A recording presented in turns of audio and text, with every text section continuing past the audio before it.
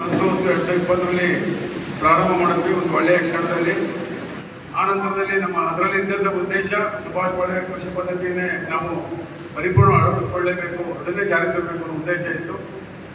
ಆ ಸಮಯದಲ್ಲಿ ದೇಶಿ ಹಸುಗಳನ್ನು ಯಾವುದು ಕಸಾಯಕರ ಹೋಗ್ತಾ ಇತ್ತು ಅಂತ ಹಸುಗಳನ್ನು ರಕ್ಷಣೆ ಮಾಡ್ತಕ್ಕಂಥ ಕೆಲಸವನ್ನು ಮತ್ತು ಹಸುರಲೆ ಗೊಬ್ಬರವನ್ನು ಬೆಳೀತಕ್ಕಂಥ ವಿಧಾನವನ್ನು ಮತ್ತು ಸುಭಾಷ್ ಪಾಳೇಕರ್ ಕೃಷಿ ಪದ್ಧತಿ ಭತ್ತವನ್ನು ಬೆಳೆಯುವಂಥ ಕೆಲಸವನ್ನು ಮಾಡ್ತಾ ಇದ್ದಾಗ ನಮ್ಮ ಸ್ನೇಹಿತರಾದ ರವಿ ಪಟೇಲ್ ಅವರು ವಿಡಿಯೋ ಮಾಡಲೇಬೇಕು ಅಂತೇಳಿ ಕೃಷಿ ಬದುಕು ಚಾನಲ್ ಅಂತ ತಗೊಂಬಂದರು.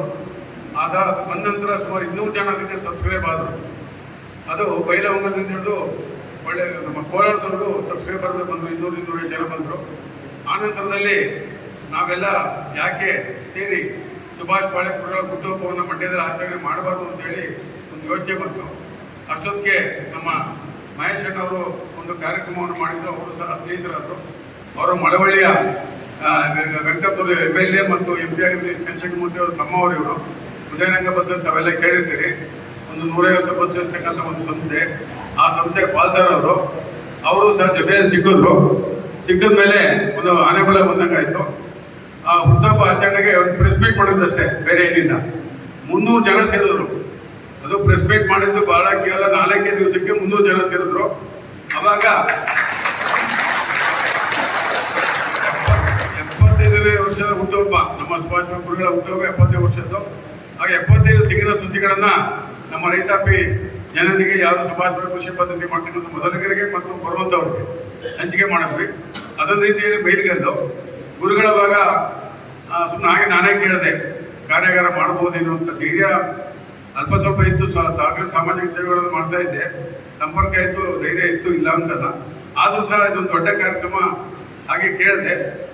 ಮಾಡೋದಾದರೆ ಬರ್ತೀನಿ ಅಂತಂದರು. ಒಂಥರ ನನಗೆ ನಿಧಿನೇ ಸಿಕ್ಕಂತಾಯಿತು ಆ ಕ್ಷಣದಲ್ಲಿ. ಆಮೇಲೆ ಕಾರ್ಯಕ್ರಮ ಮಾಡಬೇಕು ಅಂತೇಳಿ ಹಾಗೆ ನಿಧಾನಕ್ಕೆ ನಾವೇ ತೀರ್ಮಾನ ಮಾಡ್ಕೊಂಡು ಚುಕ್ಕಿ ನಡೆಸೋ ಮೇಲೆ ಬರಬೇಕು ದಯವಿಟ್ಟು ಬಂತು. ಆ ಸಮಯದಲ್ಲಿ ಸರಿ ನಾವೆಲ್ಲ ಒಂದು ಕಮಿಟಿ ಅಶೋಕ ಟ್ರಸ್ಟ್ನ ರಚನೆ ಮಾಡ್ಕೊಂಡ್ವಿ. ಡಿಸೆಂಬರಲ್ಲಿ ರಚನೆ ಮಾಡಿ ಒಂದು ನಿರ್ಮಲಾ ಭೂಮಾತಾ ಅಂತಕ್ಕಂಥ ಒಂದು WhatsApp group, Nirmala Bhumata trust ಅಂತಕ್ಕಂಥ ಒಂದು ಟ್ರಸ್ಟ್ ರಚನೆ ಆಯಿತು. ಆ ಟ್ರಸ್ಟ್ ರಚನೆ ಆದಾಗ ಟ್ರಸ್ಟ್ ಒಳಗಡೆ ನುರಿತಂಥ ಎಲ್ಲ ಸಾಧಕರು, ಇಲ್ಲಿ ನಮ್ಮ ವಿಜಯಕುಮಾರ್ ಇದ್ದಾರೆ, ನಮ್ಮ ಚಂದ್ರಗೌಡ, ರವಿ ಪಟೇಲ್, ಶಿವಲಿಂಗೇಗೌಡರು, ವೆಂಕಟೇಶು, ಚಂದ್ರು, ಆನಂದು, ಸೋಮಣ್ಣ, ಮಹೇಶಣ್ಣ, ನಾನು ಅನಂತ, ಮಧು, ಸ್ವಾಮಿ, ಕೋಡೆ ಮಂಜು, ನಮ್ಮ ದಯಣ್ಣ, ಸ್ವಾಮಿ ಎಲ್ಲರೂ ಸಹ ಸಾಧಕರಾಗಿದ್ವಿ. ಆಮೇಲೆ ಸಾಧಕರಾಗಿದ್ವಿ. ಸಾಧಕರೆಲ್ಲ ಸೇರಿ ಒಂದು ಟ್ರಸ್ಟ್ ರಚನೆ ಮಾಡಿದ್ವಿ. ಮಾಡಿದ ನಂತರ ಏನು ಕಾರ್ಯಕ್ರಮ ಮಾಡಬೇಕು ಅಂತ ಅಂದ್ಕೊಂಡಾಗ ಪಾಳೇಕರ್ ಗುರುಗಳ ಒಂದು ಜಗದೀಶನಲ್ಲಿ ಹೊರಟಿದ್ದಾರೆ, ಅವರಿಲ್ಲ. ಪಾಳೇಕರ್ ಗುರುಗಳ ಒಂದು ಕಾರ್ಯಾಗಾರ ಮಾಡಬೇಕು ಅಂತ ಯೋಚನೆ ಮಾಡಿದ್ವಿ. ಯೋಚನೆ ಮಾಡಿದಾಗ ನಿರ್ಮಲಾ ಭೂಮಾತಾ ಟ್ರಸ್ಟ್ ರಚನೆ ಆಯಿತು. ಯಾವ ದೇವಪ್ರೇರಣೆ ಗೊತ್ತಿಲ್ಲ, ನಿರ್ಮಲಾನಂದನಾಥ ಸ್ವಾಮೀಜಿಗಳ ಆ ಆಶೀರ್ವಾದದಲ್ಲಿ ನಡೀತು ಅಂತಂದರೆ ನಿಜವಾಗ್ಲೂ ಇದಕ್ಕೆ ದೇವರ ಪ್ರೇರಣೆಯಿಂದ ಮತ್ತೇನು ಅಲ್ಲ ಅಂತ ನನಗಂತೂ ಅನ್ನಿಸ್ತಾ ಇದೆ ಈಗ. ಆ ನಂತರದಲ್ಲಿ ತೀರ್ಮಾನ ಮಾಡಿ ನಮಗೆ ಜಗದೀಶಣ್ಣ ಅಂತಿದ್ದಾರೆ, ಇಲ್ಲಿ ಮೇಡಮ್ ಬನ್ನಿ, ಮೇಲೆ ಬನ್ನಿ ಮೇಡಮ್, ಬನ್ನಿ ಕೂತ್ಕೊಳ್ಳಿ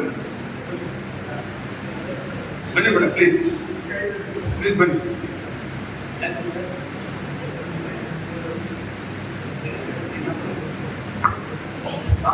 ನಮ್ಮ ಇಲ್ಲಿ ಬನ್ನಿ. ಆಮೇಲೆ ನಮ್ಮ ಜಗದೀಶಣ್ಣ ಅಂತೇಳಿ ಈ ನಮ್ಮ ಮಠಕ್ಕೆ ಅತ್ಯಂತ ಆತ್ಮೀಯರವರು, ಅವ್ರನ್ನ ಕೇಳಿದೆ, ಅಣ್ಣ ಇಲ್ಲಿ ಒಂದು ಕಾರ್ಯಕ್ರಮ ಮಾಡಬೇಕಲ್ಲ ಅಂತ. ಅಷ್ಟರೊಳಗೆ ಪಾಳೇಕರ್ ಗುರುಗಳು ಮಂಡ್ಯದಲ್ಲಿ ಮಾಡಬೇಕು ಅಂತ ಇದ್ವಿ,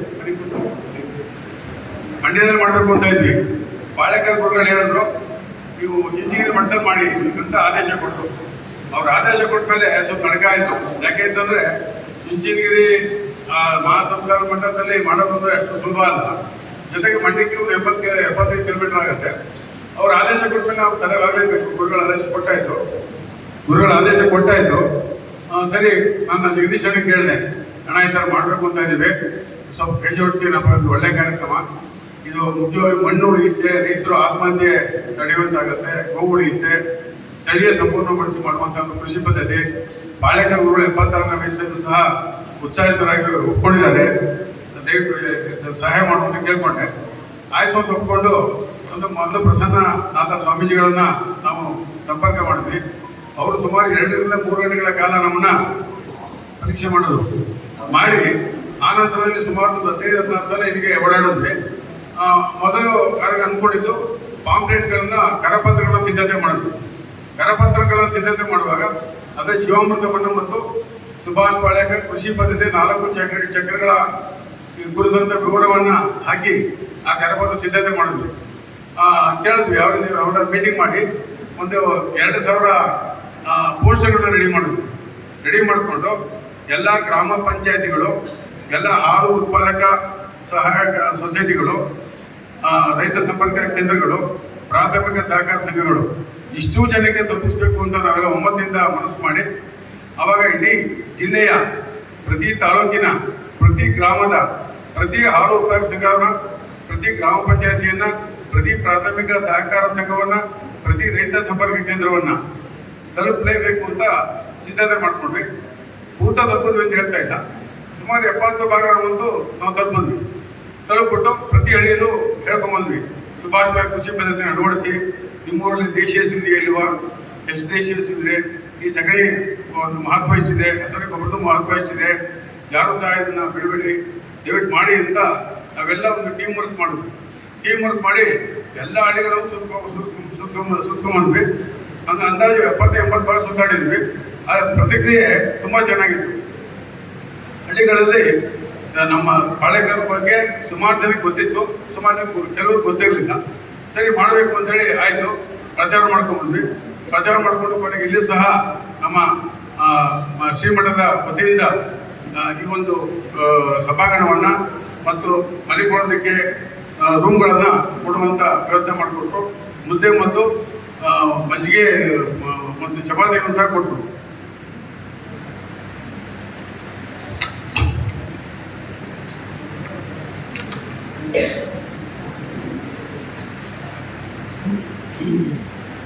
ಅಡುಗೆ ವ್ಯವಸ್ಥೆಯನ್ನ ನಾವೇ ಮಾಡ್ಕೊಂಡ್ವಿ. ಅವಾಗ ನಮ್ಮ ಪ್ರಸನ್ನ ಮೂರ್ತಿಯವ್ರ ಜೊತೆ ಸಂಪರ್ಕ ಆಯಿತು. ಗುರುಗಳು ಕೇಳ್ತಾ ಇದ್ರು, ಪ್ರಸನ್ನ ಮೂರ್ತಿ ಕಾಂಟ್ಯಾಕ್ಟ್ ಮಾಡಿದ್ರ ಅಂತ. ಪ್ರಸನ್ನ ಮೂರ್ತಿ ನಮಗೂ ಬಹಳ ದಿವಸದಿಂದ ಗಳಸ್ಯ ಕಂಠಸ್ಯ, ಸ್ವಲ್ಪ ಅಲ್ಲಲ್ಲೇ ಒಬ್ರಿಗೊಬ್ರು ಜಗಳ ಮಾಡ್ಕೊತಾ ಇರ್ತೀನಿ ಪ್ರೀತಿಯಿಂದ. ಹಾಗೇನೆ ಅವರು ಕರೀತಾರೆ, ನಾನು ಗಿಚ್ಕೋತೀನಿ, ಏನು ತೊಂದರೆ ಇಲ್ಲ. ಕೊನೆಗೆ ರಾಜಿ ಆಗ್ತೀನಿ. ಅವರ ಪ್ರಸನ್ನ ಮೂರ್ತಿ ಕೇಳಿದೆ, ಏನಪ್ಪ ಮಾಡೋದು ಅಂತೇಳಿ. ಅವರವಾಗ ಫೀಸ್ 500 ರೂಪಾಯಿ ಮಾತ್ರ ಇಡಿ, ಇವು ಜಾಸ್ತಿ ಇಟ್ಟರೆ ಜನ ಬರಲ್ಲ ಅಂತ ಹೆದರಿಸೋದು. ನಾನೇ 1,500 ರೂಪಾಯಿ ಇಡಬೇಕು ಅಂತಿದ್ದೆ. ಪ್ರಸನ್ನ ಮೂರ್ತಿ ನಮಗೆ ಲಾಸ್ ಮಾಡೋದು. ಆದರೂ ಸಹ ಆಗ ಆ ನಂತರದಲ್ಲಿ 500 ರೂಪಾಯಿನ ಇಟ್ವಿ, ರೈತರಿಗೆ ಇದು ಒಳ್ಳೇದಾಗಬೇಕು ಅಂತೇಳಿ. ಆಗ ನಮ್ಮ ಟೀಮಲ್ಲಿ ಸಾಫ್ಟ್ವೇರ್ ಇಂಜಿನಿಯರ್ ಇದ್ದಾರೆ, ಅವರು ಸುಮಾರು 40 ಲಕ್ಷ ಸಂಬಳ ಬರುತ್ತೆ ಅವ್ರಿಗೆ, ತುಂಬ ಶ್ರೀಮಂತ ವರ್ಗದಿಂದ ಬಂದವ್ರೆ. ಆದರೆ ರೈತರ ಬಗ್ಗೆ ಅತ್ಯಂತ ಕಾಳಜಿ ಉಳ್ಳವರು ಮತ್ತೆ ಸುಭಾಷ್ ಕೃಷಿ ಪದ್ಧತಿ ಅನುಸರಿಸ್ತಕ್ಕಂಥವ್ರು. ಅವರು ಆನಂದ್ ಅಂತೇಳಿ, ಆನಂದ್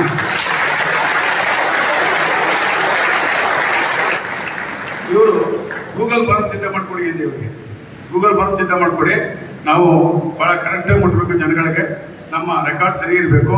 ನಮಗೆ ಖಾಲಿ ಹಿಡಿಯೋ ಜನ ಇದ್ದೇ ಇರ್ತಾರೆ ಎದುರುಗಡೆ, ಅವ್ರ ಎದುರುಗಡೆ ನಾವು ಮಣ್ಣು ಮುಗ್ಬಾರ್ದು. ನಾವು ಸವಾಲು ಸ್ವೀಕರಿಸಬೇಕಿನ್ನ ಲೆಕ್ಕಪತ್ರಗಳು ಸರಿಯಾಗಿರ್ಬೇಕು ಅಂತೇಳಿ ಟ್ರಸ್ಟ್ ಇನ್ಕಮ್ ಟ್ಯಾಕ್ಸ್ ರಿಜಿಸ್ಟ್ರೇಷನ್ ಮಾಡಿಸಿದೆ. ನಾನು ವೃತ್ತಿಯಲ್ಲಿ ಚಾರ್ಟ್ ಅಕೌಂಟೆಂಟು, ಮಂಡ್ಯದಲ್ಲಿ ಪ್ರಾಕ್ಟೀಸ್ ಮಾಡ್ತೀನಿ. ಮಾಡಿಕೊಂಡು ಇನ್ಕಮ್ ಟ್ಯಾಕ್ಸ್ ರಿಜಿಸ್ಟ್ರೇಷನ್ ಮಾಡಿಸ್ಕೊಂಡು ಆ ನಂತರದಲ್ಲಿ ಬ್ಯಾಂಕ್ ಅಕೌಂಟ್ ಓಪನ್ ಮಾಡೋದು, ಇವೆಲ್ಲ ತುಂಬ ಪ್ರಕ್ರಿಯೆ ಭಾಳ ದಿವಸ ಆಯಿತು. ಆಮೇಲೆ ನಮ್ಮ ಆನಂದ್ ಅವರು ಗೂಗಲ್ ಫಾರ್ಮ್ ಸಿದ್ಧಪಡಿಸಿ ರಿಲೀಸ್ ಮಾಡಿದ್ವಿ. ಎಲ್ಲ ನಾವು ಹೆಚ್ಚು ಗಮನ ಕೊಟ್ಟದ್ದು ಗ್ರಾಮೀಣ ಭಾಗಕ್ಕೇನೆ. ಸೋಷಿಯಲ್ ಮೀಡಿಯಾದಲ್ಲಿ ಬಂತು, ಗುರುಗಳ ಆಶೀರ್ವಾದನೂ ಸಿಕ್ತು. ಕೊನೆಗೆ ನಮ್ಮ ನಿರ್ಮಲಾನಂದ ಮಹಾಸ್ವಾಮೀಜಿಗಳು 11ನೇ ತಾರೀಕು ನಾನು ನಿಮಗೆ ಅವಕಾಶ ಕೊಡ್ತೀವಿ ಅಂತ ಹೇಳೋದು, 11-12 ಅವಕಾಶ ಕೊಡ್ತೀವಿ, ಹುಣ್ಣಿಮೆ ಇರುತ್ತೆ ಹಾಗಾಗಿ ಅಂತ ಗುರುಗಳು ಅಪ್ಲೈ ಕೊಟ್ಟರು. ಬಾಳೆಕರ್ ಗುರುಗಳಿಗೂ ಕೇಳ್ಕೊಂಡಿದ್ದೆ, ಅವರು ಸಹ ಆ ಡೇಟ್ಗಳನ್ನ ನೋಟ್ ಮಾಡ್ಕೊಂಡಿದ್ರು. ಹಾಗಾಗಿ ಆ ಒಂದು ಶುಭ ದಿವಸ ಶುಭಗಳಿಗೆ ಬಂದೇ ಬಿಡ್ತು. ಒಂದು 529 ಆನ್ಲೈನ್ ರಿಜಿಸ್ಟ್ರೇಷನ್ ಆಗಿತ್ತು ನಮಗೆ ಅವತ್ತು. ನಾವು ಮಾಡೋ ದಿವಸ 529. ನಾವು 2 ರೀತಿಯಲ್ಲಿ ಮಾಡಲ್ಲ ಅಂತ ಅನ್ಸುತ್ತೆ. ಒಂದೇದು, ಪ್ರತಿ ಗ್ರಾಮಕ್ಕೆ ಒಂದು 20,000 ಕಾಂಪ್ಲೇಂಟ್ ಮಾಡಿಸಿದ್ವಿ. 2,000 ಪೋಸ್ಟರ್ಸ್ ಮಾಡಿಸಿದ್ವಿ. ಹಳ್ಳಿಯಲ್ಲಿ ಗೋಡೆಗಳಲ್ಲಿ ಅಂಟಿಸ್ಕೊಂಡು ಬಂದ್ವಿ. ಇದು ಮೊದಲು ಸಿನಿಮಾ ಪೋಸ್ಟರ್ ಅಂಟಿಸ್ತಾ ಇದ್ರು. ಕೆಲವು ಗ್ರಾಮೀಣ ಭಾಗ ಇರ್ತಕ್ಕಂಥವ್ರು ಮಾತ್ರ ಗೊತ್ತಿರುತ್ತೆ ಈ ವಿಚಾರ. ಸಿನಿಮಾ ಪೋಸ್ಟರ್ ಅಂಟಿಸ್ಕೊಂಡು ಹೋಗ್ತೀವಿ, ಕಡೆ ಆಟ ಕಡೆ ದಿನ ಅಂತ ಹೇಳ್ತಾ ಇದ್ವಲ್ಲ, ಆ ರೀತಿ ಸಿನಿಮಾ ಪೋಸ್ಟರ್ಗಳನ್ನ ಅಂಟಿಸ್ಕೊಂಡು ಹೋಗ್ತಾ ಇದ್ವಿ. ಪಾಂಪ್ಲೆಟ್ಗಳನ್ನ ಎಲ್ಲರೂ ಕೊಡ್ತಾ ಇದ್ವಿ, ಹೇಳ್ತಾ ಇದ್ವಿ ಅವ್ರಿಗೆ, ನೀವು ಪಾಂಪ್ಲೆಟ್ ಹಿಂಭಾಗದಲ್ಲಿ ಜೀವಾಮೃತದ ವಿಚಾರ ಇದೆ, ಇಟ್ಕೊಳ್ಳಿ, ಪಾಂಪ್ಲೆಟ್ನ ಕಳಿಬೇಡಿ, ನಿಮ್ಗೆ ಬೇಕಾಗುತ್ತೆ ಅಂತ. ಹಾಗಾಗಿ ಎಲ್ಲ ಒಂದು 20,000 ಪಾಂಪ್ಲೆಟಲ್ಲಿ ಇವತ್ತೊಂದು 2,000 ಉಳ್ಕೊಂಡಿದೆ. ಇಲ್ಲ ಅಂತ ಹೇಳಿದ 18,000 ಖರ್ಚಾಗಿದೆ. ಒಂದು 2,000 ಇದರಲ್ಲಿ ಒಂದು 500-300 ಪೋಸ್ಟ್ ಉಳ್ಕೊಂಡಿದೆ. ಅಷ್ಟರ ಮಟ್ಟಿಗೆ ಶ್ರಮ ವಹಿಸಿದ್ವಿ. ಎಲ್ಲ ನಮ್ಮೆಲ್ಲ ಸ್ನೇಹಿತರು ಅವರಿರುವಂತಲ್ಲ, ಎಲ್ಲ ಸ್ವಂತ ಖರ್ಚಲ್ಲಿ ಅವ್ರವ್ರ ಸ್ಕೂಟರ್ ಹಾಕೊಂಡು, ಅವ್ರವ್ರ ಕಾರ್ ಹಾಕೊಂಡು, ಅವ್ರವ್ರ ಊರು ಸುತ್ತಮುತ್ತ ಎಲ್ಲ ಇದೆ. ಎಲ್ಲ ತಾಲೂಕಲ್ಲೂ, ಅದರಲ್ಲಿ ನಾಗಮಂಗಲ ತಾಲೂಕು ಬಂದ್ವಿ. ನಾಗಮಂಗಲ ತಾಲೂಕಲ್ಲಿ ಒಂದೇ ದಿವಸ 4 ಕಾರಲ್ಲಿ ಬಂದ್ವಿ. 4 ಕಾರಲ್ಲಿ ಬಂದು 4 ಹೋಬಳಿನ ಮುಟ್ಟಿದ್ವಿ ಒಂದೇ ದಿವಸ. ಎಲ್ಲ ಇಡೀ ನಾಗಮಂಗಲನ ಆ ಅಷ್ಟೊತ್ತಿಗೆ ನಮಗೆ ಕೃಷಿ ಸಚಿವರಿಗೂ ಸಹ ನಾವು ಸಂಪರ್ಕ ಮಾಡೋದು, ಕೃಷಿ ಸಚಿವ ಸಂಪರ್ಕ ಮಾಡೋದು ಎಲ್ಲ ಒಂದು ರೀತಿಯಲ್ಲಿ ಸಂಪರ್ಕ ಆಯಿತು. ನನ್ನ ಸ್ನೇಹಿತ ತ್ಯಾಗರಾಜು ನಮಗೆ ಭಾಳ ಆ ನಿಟ್ಟಿನಲ್ಲಿ ಭಾಳ ಸಹಾಯ ಮಾಡ್ದ. ನಮ್ಮ ಶಿಷ್ಯ ನಮ್ಮ ಹುಡುಗನೇ ಅವನು. ಆಮೇಲೆ ಮಾಡಿಕೊಂಡು ಕೃಷಿ ಸಚಿವರು ಬಂದರು. ಈಗ ಒಂದು ರೀತಿಯಲ್ಲಿ ನಿರ್ಮಾಣದ ಮಹಾಸ್ವಾಮೀಜಿಗಳ ಗಮನಕ್ಕೆ ಈ ಒಂದು ಕೃಷಿ ಪದ್ಧತಿ ವಿಚಾರವನ್ನು ಬಂತು. ಅವರು ಸಂಪೂರ್ಣವಾಗಿ ಇದರ ಗುರುಗಳ ಜೊತೆ ಚರ್ಚೆಯನ್ನು ಮಾಡಿದ್ದಾರೆ. ಈ ನಿಟ್ಟಿನಲ್ಲಿ ಮುಂದಿನ ದಿವಸದಲ್ಲಿ ಇದನ್ನು ಹೆಚ್ಚಿನ ರೀತಿಯಲ್ಲಿ ಬೆಳೆಸಬೇಕು ಅಂತಕ್ಕಂಥ ಚಿಂತನೆ ಇದೆ.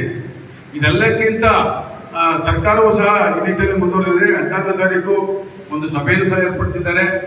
ಸರ್ಕಾರಿ ಕಾರ್ಯಕ್ರಮ ಈಗ NMNF ಏನಿದೆ, ರಾಷ್ಟ್ರೀಯ ನೈಸರ್ಗಿಕ ಕೃಷಿ ಮಿಷನ್ ಏನಿದೆ, ಅದನ್ನು ನಾವು ಸಫಲ ಮಾಡಬೇಕಂತ ನಮ್ಮ ಕೈಲಿದೆ.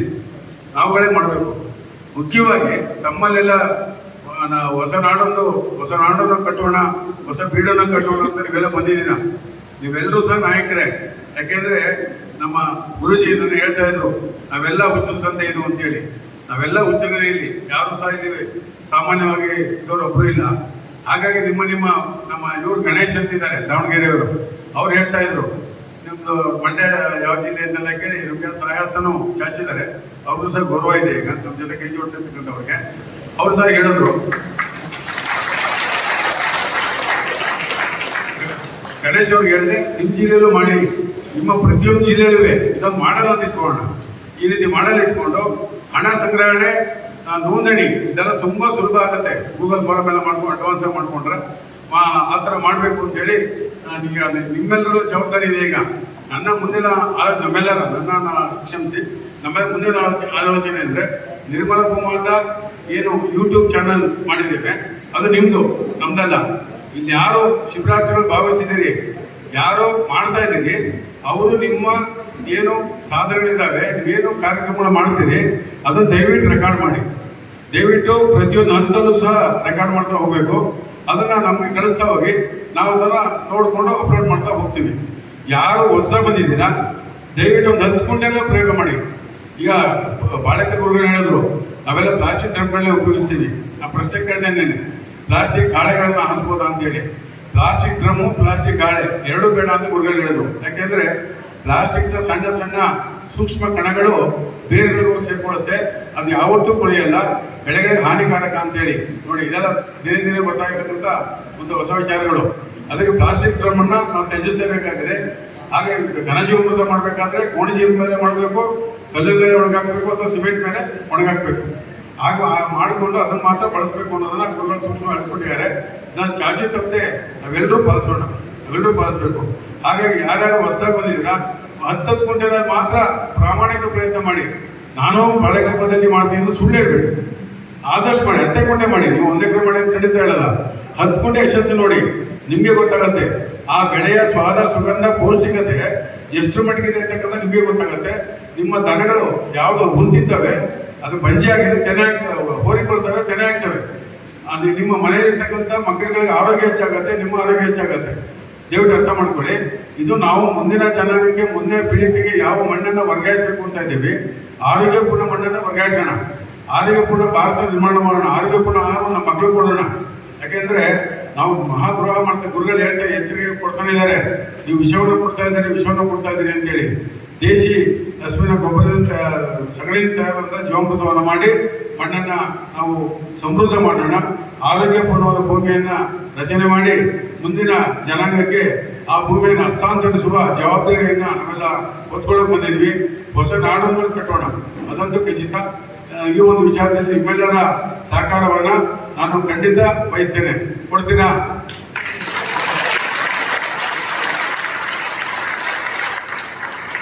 ಈಗ ಬಂದಿರೋರು ರೆಕಾರ್ಡ್ ಮಾಡಬೇಕು, ಮಾಡ್ತೀರಾ? ಹಳಬ್ರು ಯಾರು ಈಗಾಗಲೇ ವಿಷಯ ಕೃಷಿ ಮಾಡ್ತಾ ಇದ್ದಾರೆ, ತಾವು ರೆಕಾರ್ಡ್ ಮಾಡಿ ನಮಗೆ ವಿಡಿಯೋ ಕೊಡಕ್ಕೆ ಸಾಧ್ಯ ಇದೆಯಾ? ಹಾ, ಥ್ಯಾಂಕ್ ಯು. ಈಗ ಹೊಸಬ್ರು ಯಾರು ಬಂದಿದ್ದೀರಿ, ಅವ್ರನ್ನ ಹತ್ತೊಂದು ಪ್ರಾಮಾಣಿಕ ಪ್ರಯತ್ನ ಮಾಡ್ತೀರಾ? ಗುರುಗಳ ಎದುರುಗಡೆ ಶಪಥ ಮಾಡಬೇಕು, ಮನೆಗೂ ಸುಮ್ಮನೆ ಬಿಡಿ. ಗುರುಗಳು ಹೇಳ್ತಾರೆ, ಹಸುನ ಕದ್ದು ತಂದವರು ನೈಸರ್ಗಿಕ ಕೃಷಿ ಮಾಡಿ ಅಂತೇಳಿ. ನಿಜ, ಗುರುಗಳ ಪುಸ್ತಕ ಬರೆದಿದ್ದಾರೆ. ನೀವು ಕದ್ದು ತಂದವರು ನೈಸರ್ಗಿಕ ಕೃಷಿ ಮಾಡಿ ಅಂತ ಹೇಳ್ತಾ ಇದ್ದಾರೆ, ಸುಭಾಷ್ ಕೃಷಿ ಪದ್ಧತಿ ಮಾಡಿ ಅಂತೇಳಿ. ನೀವು ಸಗಣಿಯನ್ನ ಕಾಳಿ ಬೇಡಿ ತಂದವರು ಮಾಡಿದ್ವಿ. ಒಂದು ಹಸುವಿಲ್ಲ, ಹಸು ಕಟ್ಟಕ್ಕಾಗಲ್ಲ, ಹೋಗ್ಲಿ, ಹತ್ಕೊಂಡೆ ಕಾಳಿ ಬೇಡಿ ತರೋದೇನು ತೊಂದರೆ ಇಲ್ಲ. ಕಾಳಿ ಬೇಡಿ ಆದ್ರೂ ತಂದು ಮಾಡ್ತೀರಾ? ಮಾಡಕ್ ಸಾಧ್ಯ ಇದೆಯಾ? ನೀವೆಲ್ಲ ಅದರಲ್ಲಿ ಯುವಕರು ಹೆಚ್ಚಿಗೆ ಬಂದಿದ್ದೀರಿ. ನಮ್ಗೆ ಬಹಳ ಸಂತೋಷ ಆಗುತ್ತೆ. ನಮ್ಮ ಅರಳಕೊಪ್ಪರೊಬ್ಬರು ಬಂದಿದ್ರಿ, ಇಲ್ಲಿ ನಮ್ಮ ಮಾಯಪ್ಪಣ್ಣವರು ಬಂದಿದ್ದು, ಇಬ್ಬರು ನೋಡಿದ್ರೆ ತುಂಬಾ ಯುವಕರು. ನಾನು ಸುಮಾರು ಜನ ಯುವಕರು ನೋಡಿದ್ದೀನಿ. ನೀವೇ ನಮ್ಮ ಬೆಳಕು. ಯಾಕೆ ನಾವೆಲ್ಲ ಉತ್ತರಾದಿದ್ದೇವೆ, ನಮ್ಮ ದಕ್ಷಿಣಾದಿಕ್ಕೆ ಬರೋದಿಲ್ಲ. ನೀವೆಲ್ಲ ಯುವಕರು, ನೀವೆಲ್ಲ ದಯವಿಟ್ಟು ಪ್ರಾಮಾಣಿಕ ಪ್ರಯತ್ನ ಮಾಡ್ತೀರಿ ಅಂತ ಅನ್ಕೊಂಡಿದ್ದೀನಿ. ಮಾಡ್ತಾರೆ ಯುವಕರೇ. ಧನ್ಯವಾದ. ತುಂಬಾ ಅದ್ಭುತವಾಗಿ ಇವತ್ತೊಂದು ದಿವಸ ಒಂದು ಒಳ್ಳೆಯ ಕಾರ್ಯಕ್ರಮವನ್ನ ಇಡೀ ಮಂಡ್ಯ ಜಿಲ್ಲೆ, ಇಡೀ ಕರ್ನಾಟಕ ನೋಡ್ತಾ ಇದೆ. ಒಂದು ಅದ್ಭುತವಾದ ಕಾರ್ಯಕ್ರಮ ಆಗಿದೆ.